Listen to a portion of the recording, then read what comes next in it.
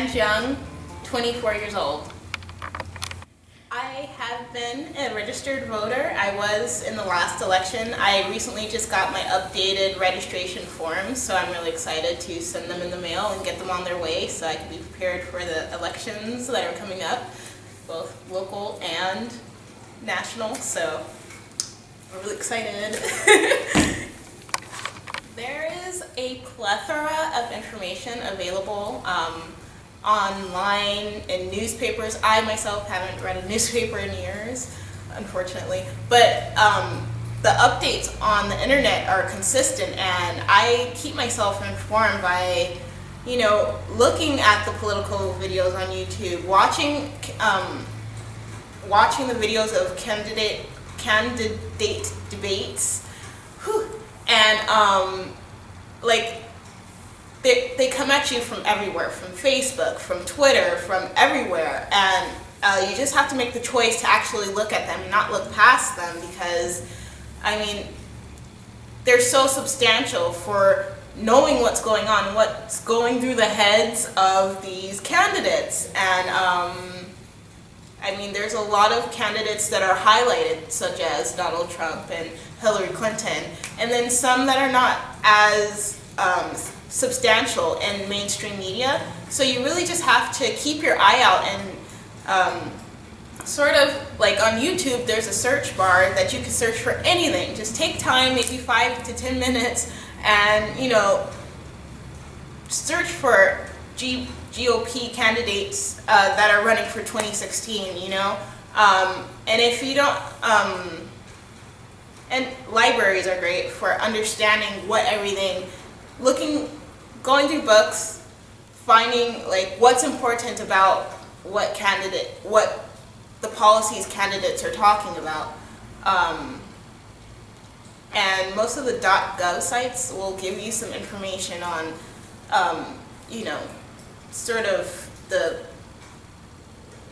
interactions that are going on certain issues too, so that's good. I have been inspired a number of ways. Attending the digital literacy graduation for Century of Hope was so inspirational for me. I was teeter-tottering. I'm like, oh, should I really vote on certain things? Should I look into certain things? And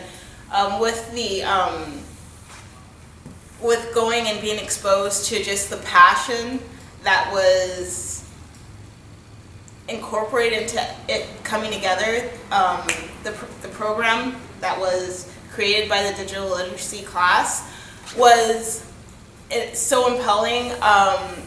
I hear a lot of what is going on and what's being said by Donald Trump and things like that, and just as a human, it just doesn't feel right. It doesn't sound right, and it's not something that I would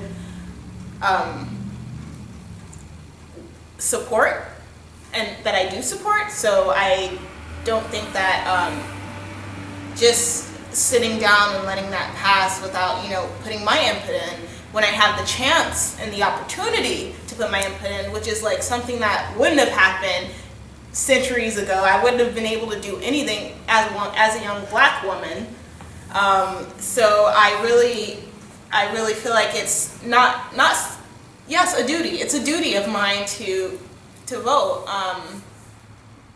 It's just important. It's so important. Another inspiration that I have that first inspired me to vote, because I was only able to vote until after Obama's first term, was my government teacher in college, Dr. Anthony Samad, and his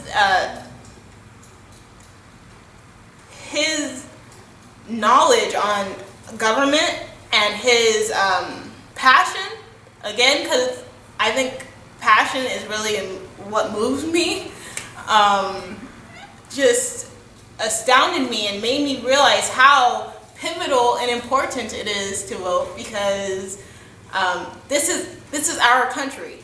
America is for us, not for the policymakers to be doing what they've been doing to us and sort of kicking us in the butt for years. So I definitely have to give props to Dr. Anthony Samad for that. And why should you vote? Why you should vote, rather. I'm sure many of you probably would like to be successful. I hope all of you would. And I hope that you understand that with success comes work, and you have to go to school. You have to do things like that in order to educate yourself to be able to be successful. And at the rate that we're at now, people who have gone through school are really struggling. And at this point, it's making it harder on us young people to even finish school. You don't even know. But yes, there's policy reforms available that will make it an opportunity again to go to school, not a struggle, not a stress. It's not going to be stressful. And if you input on those policies, you are able to change it to make it beneficial for you. Because if not, these old people who are in office, like these geezers, are not going to understand. They're not going to understand the struggles that we have to go through to even finish school, to even get into school, to pay for school, to fund for school, to fund for ourselves while we're in school, to be working and being in school. And by first educating yourself on what candidates, where candidates stand, and on education reform and availability. Obama just made a great speech about how so much of the incarcerated percentage in America is like blown out of proportion. We have more incarceration rates than 35 of the top incarcerated European nations combined. Like, what is America doing?